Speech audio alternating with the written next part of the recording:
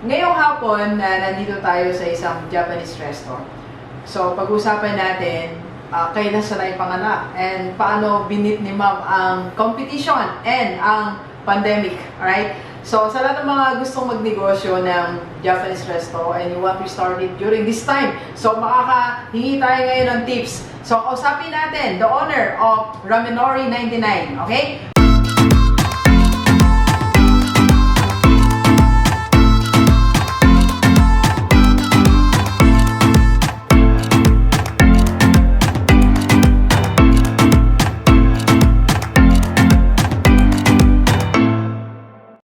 Right, positive day, Delivers. This is Dr. Gigi Sunga from I Can Change Project. Magandang hapon sa lahat ng mga Delivers natin. And this is the first time po tayo panood sa YouTube channel. Thank you very much. Please subscribe. Click mo na po yan, Doc Gigi Sunga. And sa lahat ng mga gustong magpa-coach kay Doc, or if you want to start, advertise, or improve your business, or you want to franchise ng Rockstar Lechon Manok and want to join the lineup of investors ng Rockstar Holding Corporation. And of course, if you want to join my team, Rockstar IMG to have your passive income, just PM me sa aking personal FB na dyan lang sa paligid. Okay? Alright, magandang hapon sa inyo lahat mga Delivers. Nandito tayo ngayon sa Malakas City. Tatanggalin natin yung mask natin. Ang hirap. Kasi may mga nagme-message sa atin, Doc, wala kang mask. Meron po, hindi po natin tinatanggal. Kaya lang, minsan nandito na safe naman tayo dito. Tapos may social distancing naman tayo. Yan, so tinatanggal na natin. Okay? Ngayong hapon, nandito tayo sa isang Japanese resto. So, pag-usapan natin kailan siya naipanganak and paano binit ni Ma'am ang competition and ang pandemic. Alright?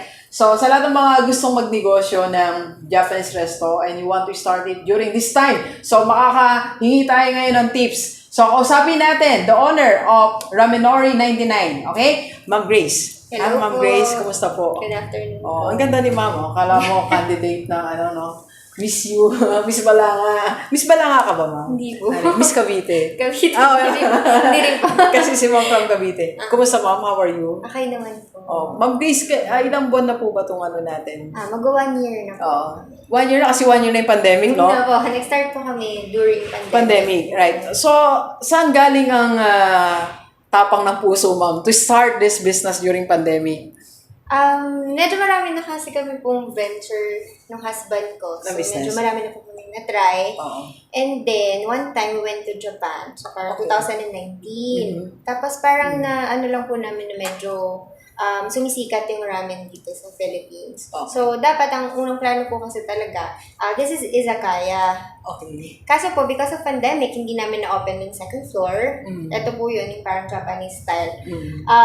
Kaya po nawala din yung mga alcohols. Kaya po yung name namin is Ramenori 99. Ang propose yun nga, yung po 99 talaga, is for... ang propose po talaga nun is mga Japanese skewers, yung mga yakitori, yan, worth 99 pesos lang. Okay. Tapos with 30 different kinds. With alcohol, Japanese liquor. So, yun po talaga siya. Pero nilagyan namin siya ng ramen because ramen yung kilala dito sa Philippines. Yes. Kasi alam na natin ramen, okay. Tsaka medyo sikat talaga siya, no? Kasi marami din tayo na-encounter dito sa Bataan. May mga nag-vlog na din kasi tayo. Ma'am, yung stage ng, di ba, start-up tayo last year. So, balikan natin, bumalik tayo. Anyway, anniversary naman. Yung start-up, ma'am, yung mga pinagdaanan natin na parang tingin mo, ay, na-survive namin yun, na kaya pala namin. Ano yung mga struggles, ma'am? Number 1 po, syempre, yung sales natin, nung hindi po siya agad nag-boom nung nag-start kami. Pero unexpectedly, compare po dun sa in-expect namin sales, mas mataas po siya. Okay. Because of, siguro po napag-aralan namin na because of pandemic, parang ang first na kailangan lang talaga ng tao is food. Okay. So, nagpunta kayo dun sa, yung necessity talaga eh. Opo. So, once and for all, klaro natin, ang ramen is necessity. Pagkain. Klaro natin. Pagkain, no? Pagkain po siya. So, tsaka kasi, pwede siya marami kasi siyang sineserve na purpose. Like, snacks pwede, no? Merienda. Pwede kasama sa lunch. Tapos merienda sa hapon, merienda sa gabi. Diba? So, bukod dun sa fear na baka bumaba ang sales natin, ano pa yung mga preparations niyo, ma'am, to beat yung challenges? Yung preparation po na ginawa namin, nagpakilala kami talaga sa social media. Kasi That's one. Number one. Na-anticipate na namin na hindi ganun kadami at hindi ganun kalakas, hindi ganun kadaming pupunta sa amin because of pandemic, natatakot sila, etc. So, ano po talaga kami, nag-focus kami sa social media. Kaya po siguro mga after 1-2 months, nag-boom po talaga yung sales namin. Not because of ramen itself. Not because of ramen itself, but because of the social media. So, minsan ganun minsan maganda yung products mo, pero the problem is paano malalaman ng tao. Okay. So, ano yung mga tips, ma'am, natin sa social media management? Social media po, number one, dapat alam niyo yung target. Yung target market. Totoo po. Kasi yung ramen po, nung inumpisahan namin siya, first yung tinarget namin, yung mga individual ng ramen. Pero nung na-realize po namin na sa social media kailangan targetin mo kung ano talaga yung sa specialty nyo. So, ang lumabas po kasi talaga ng specialty namin, hindi talaga siya ramen. It's more on family, food, sharing, ganyan. So, ang usually napunta po dito, family, parents, kasama nila yung mga daughters nila. At the same time po, sharing talaga yung food. Yeah. So, from there, nag-adjust kayo ng content. So, sa sinaserve nyo for sharing na talaga siya.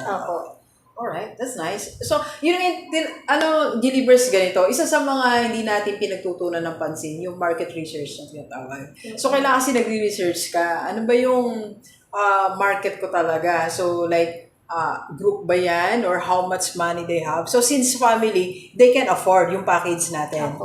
Right. Tsaka ano po din, parang because of dun sa pangalan, syempre, di ba, ramen nori. So, in-expect talaga nila, ramen lang. So, pero once na na-experience po nilang kumain dito, yung ibang kumakain sa amin, balik sila ng balik. Kasi hindi lang ramen yung tinatry nila. Meron kaming mga bento, meron kaming ibang klaseng food, hindi lang ramen na binabalik-balikan po nila. Okay, so ito nakikita ko nga So, ito yung package nila.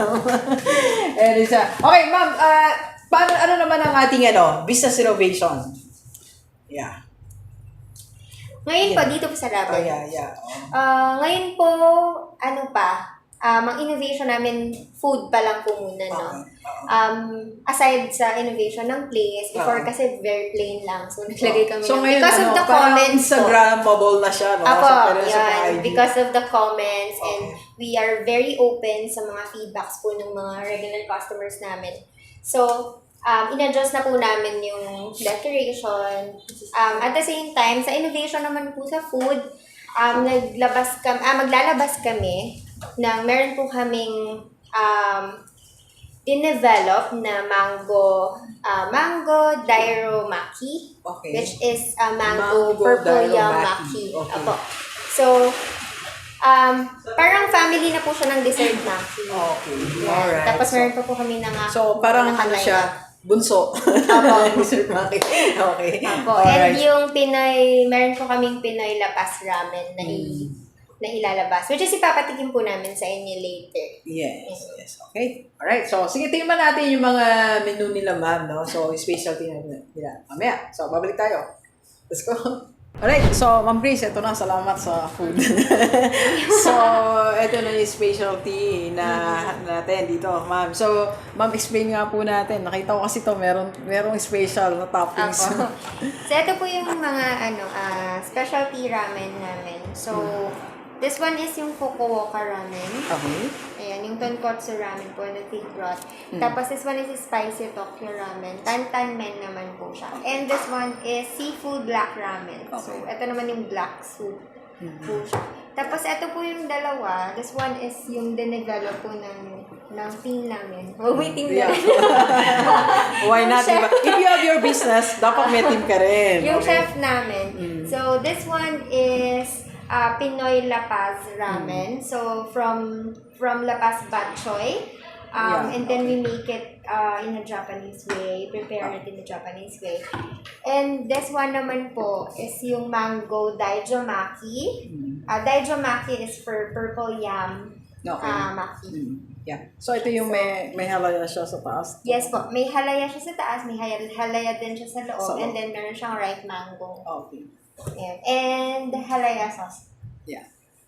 Ayan. So, tikman niyo po siya. So, sarap po siya. Tikman So, na natin. these two Samahan niyo na ako. Samahan niyo na ako tumikim. Ako. Tara ma'am, sabay-sabay na tayo. Sige po. Sige po.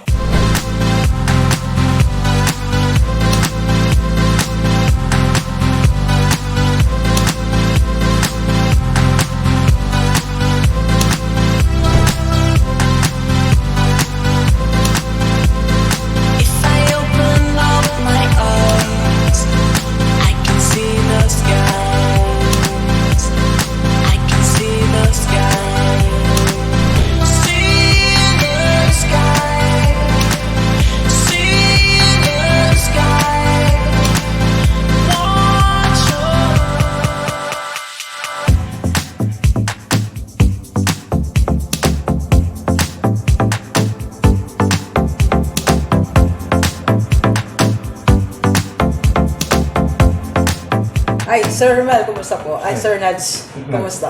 Mabuti naman po. Sir, invite natin sila sa mga special menu natin. Sige po, invite ko lang po kayo dito po sa Raminori 99 po, located at front of Adesa, sa along Capitol Drive po, San Jose, Malakas City. So meron po kami mga nag-runs po ng mga promotion po, it will runs na yung Yosa Meal po. So yun po yung currently na promotion namin na it will runs around 2 months, I think.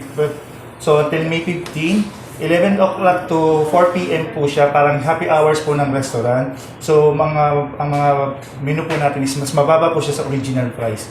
So kung gusto niyo po ng mga authentic Japanese food, dito na lang po kayo po, at least i-prepare po namin siya ng freshly po sa inyo. Yes. Then meron po tayong mga cakes din po, mga Japanese cheesecake, mga mga currently po na bago po namin yung cream cheese po na chocolate. Tapos meron po tayong mga ultimate chocolate ultimate chocolate cake po. Yun po yung mga freshly baked po yung mga yun. Yeah, okay. Thank you, Sir Nads. Thank you po. so much. Salamat po. Thank you. So, see you. Thank you. Thank you. Sir.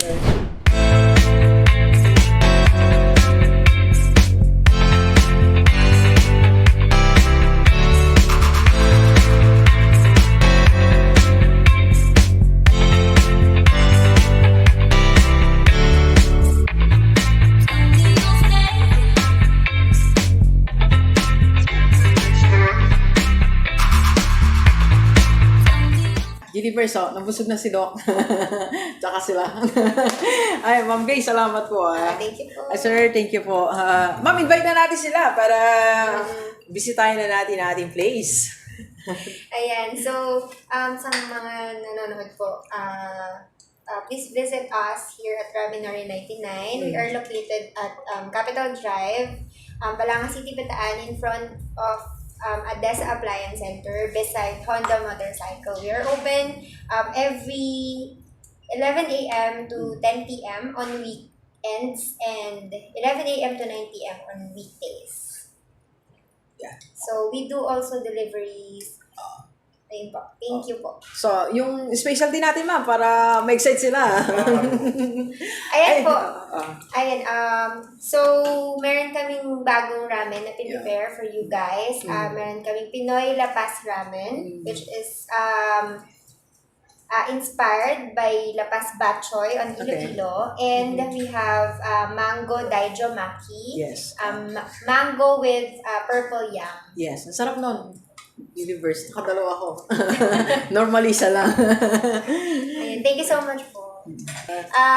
You can check out our page. Like our page and Instagram, Raminari99. And meron kaming mga promos. Meron kaming happy hour promo, Yosan meals namin, starting from 99 pesos to 199 pesos. It's very solid. May enjoy nyo po yun. Pwedeng lunch, pwede nyo i-bring yung family nyo. Thank you. Yes. Okay, so thank you, Ma'am Grace. Thank you, sir. Okay. Alright, so Delivers, hintayin natin. Magkita-kita tayo. Okay? Alright, so please share this video sa lahat maibigan natin, kahit OFW o dito sa Pilipinas, para sama-sama tayo mabago tumula dating buhay. Thank you very much, Delivers. Enjoy the rest of the day and Let's go!